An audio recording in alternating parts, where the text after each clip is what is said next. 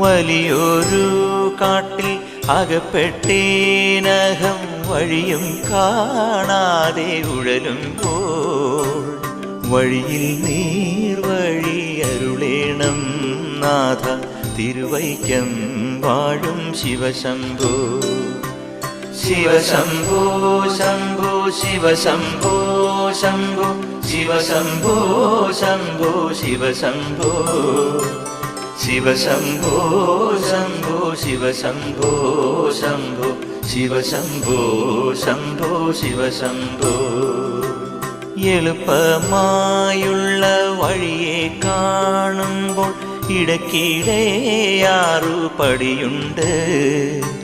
പടിയാറും കടന്നവിടെ ചെല്ലുമ്പോൾ ശിവനെ കാണാകും ശിവശംഭോ. ശിവശംഭോ ശംഭോ